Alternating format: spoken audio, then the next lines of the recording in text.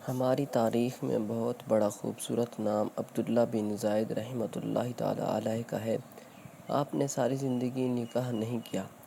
جوانی گزر گئی، بڑھاپا آیا۔ ایک دن بیٹھے حدیث مبارکہ پڑھ رہے تھے تو اس میں نبی کریم صلی اللہ علیہ وآلہ وسلم کا فرمان پڑھا، جس کا مفہوم یہ تھا: جنت میں کوئی اکیلا نہیں ہوگا جو نکاح کی عمر میں نہیں پہنچا، یا پہنچا بھی تو کسی وجہ سے اس کا نکاح نہیں ہوا اور وہ مسلمان ہی مرا تو اللہ مسلمان مردوں اور عورتوں کا جنت میں آپس میں نکاح کر دے گا۔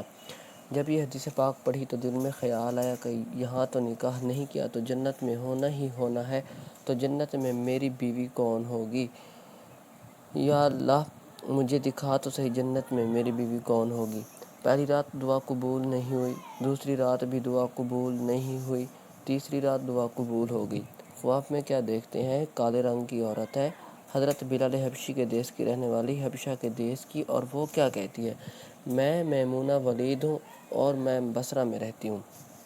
پتہ مل گیا، آنکھ کھلی، حضرت کی تہجد کا وقت تھا، نوافل پڑھے، نماز فجر باجماعت ادا کی اور سواری لے کر حضرت عبداللہ بن زید بصرہ گئے۔ وہاں لوگوں نے بڑا استقبال کیا، حضرت کا نام ہی بہت بڑا تھا۔ بیٹھا کر پوچھا: حضرت بتائے بغیر کیسے آنا ہوا؟ خیر تو ہے؟ آپ نے پوچھا: یار یہ تو بتاؤ، یہاں کوئی میمونہ ولید رہتی ہے؟ لوگوں نے حیران ہو کر پوچھا: حضرت آپ اتنے دور سے چل کر میمونہ ولید سے ملنے آئے ہیں؟ آپ نے فرمایا: کیوں، اس سے کوئی نہیں مل سکتا؟ نہیں حضور، وہ تو دیوانی ہے، لوگ اسے پتھر مارتے ہیں۔ حضور نے پوچھا: کیوں مارتے ہیں؟ حضور: کام ہی ایسے کرتی ہے، کوئی رو رہا ہو تو اسے دیکھ کر ہنسنے لگتی ہے، اور کوئی ہنس رہا ہو تو رونا شروع کر دیتی ہے، اور وہ اجرت پر پیسے لے کر لوگوں کی بکریاں چراتی ہے۔ آج بھی وہ ہماری بکریاں لے کر جنگل میں گئی ہے، آپ آرام فرمائیں، عصر کے بعد آ جائے گی، آپ مل لیجیے گا۔ حضرت نے فرمایا: عصر کس نے دیکھی ہے، وہ کس سمت گئی ہے؟ لوگوں نے کہا: حضور جنگل نہ جائیں، بہت خوفناک جنگل ہے۔ آپ نے فرمایا: بتاؤ کس طرف گئی ہے؟ لوگوں نے بتایا۔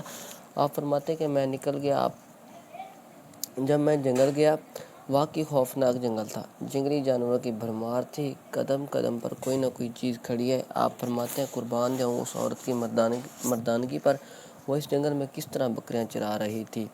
شیروں نے اس کی بکریوں کو ابھی تک کھایا نہیں، بس اتنے درندے سارے مل کر حملہ کر دیں تو کیا کرے یہ اکیلی عورت؟ کس کو روکے گی؟ خیر، آپ فرماتے ہیں کہ وہ جگہ جہاں لوگوں نے مجھے بتائی تھی، میں وہاں پہنچ گیا۔ جب میں وہاں پہنچا تو منظر دیکھ کر میں حیران رہ گیا، اور حیران کر دینے والے منظر تھے۔